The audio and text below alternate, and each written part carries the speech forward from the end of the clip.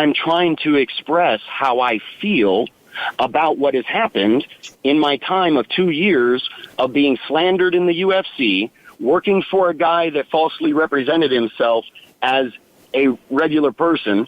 As I get to more information as I'm with the lawyer, and the lawyer talks to Diego and asks Diego about his education, and he starts talking about he was in special education.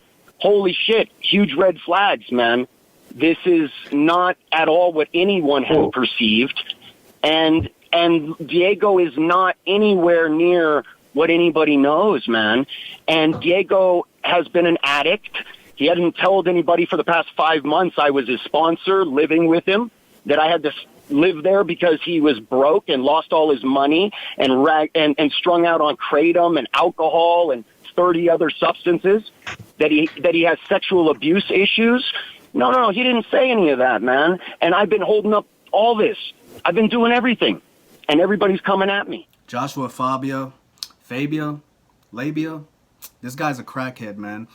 Not only is he a crackhead, he's a clout chaser, because he recently did an interview, I think it was today, maybe yesterday, and he was talking about, because Diego Sanchez cut ties with him, the legend, the pioneer himself. He finally cut ties with him, and then Joshua went on this podcast, did an interview, and he was talking about how he really didn't say anything, man. The interview was like 30 minutes long, and he just went on a rant trying to tell a story about, he was like, I'll get there. Let me paint the picture first so you can see where I'm coming from. My perception of reality. This dude's a nut, man.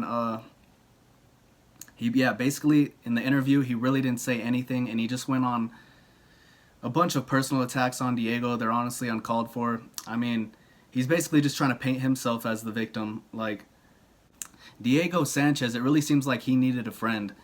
Because what other reason would he need this guy for? This guy claims he's he claims he's the guru of self-awareness, and he runs the school of self-awareness or something like that. But he's the most unself-aware guy I've ever seen, man. This guy is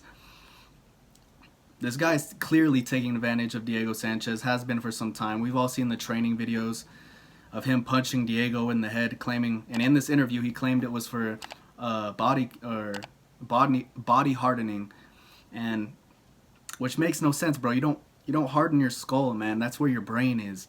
Everybody knows you can harden your shins and your fists and stuff, like people in martial arts do that all the time, but not your head, man. This guy, honestly, those videos made me sick, where he was just punching Diego, who probably already has some brain trauma. He definitely has some brain trauma as it is, and this guy comes in at the tail end of Diego's career and is just punching him in his head, and he's like, this is going to help you learn to not take so many punches, man. He says that in this interview as well. So yeah, man, this guy's just a nut job. He was, like I said, he came on this interview and he was just attacking Diego personally. He was like, he's a former special ed student, talking all this crazy stuff about his family. Not to get into the OnlyFans, man. Oh my God. So Joshua Fabia, Labia, whatever his name is, man. He was running an OnlyFans for Diego Sanchez, and he posts a video of Diego training, and then he posts a caption like, "Look at that cute butt," or something like that, man. Ha! Gay! Or oh my God. Yeah, he says something along those lines, and then on the interview he claims that the reason he did this is because, you got to know the landscape of the market. You got to know how to promote things. And I'm like, you don't need to promote anything. Like, you don't need to put a caption like that to promote anything, because the people who are going on to OnlyFans to watch Diego Sanchez, they're going there to watch Diego Sanchez. That's why they signed up for his OnlyFans, which is strange to begin with, but so you don't need to put a caption like that to promote him. All his fans are already there to see him, so that makes no sense. He just goes on a rant, continuing to talk shit about Diego, and he said he was talking about Diego's steroid use in high school. He was talking about all this crazy stuff, man. He was just saying, like, attacking Diego Sanchez as a person. I mean, this guy did everything for Diego. He was like his coach, his he was like his coach, his manager, he just did all.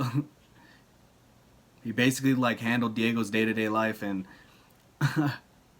and he's claiming that Diego is taking advantage of him. Why would Diego Sanchez need to take advantage of Joshua Labia?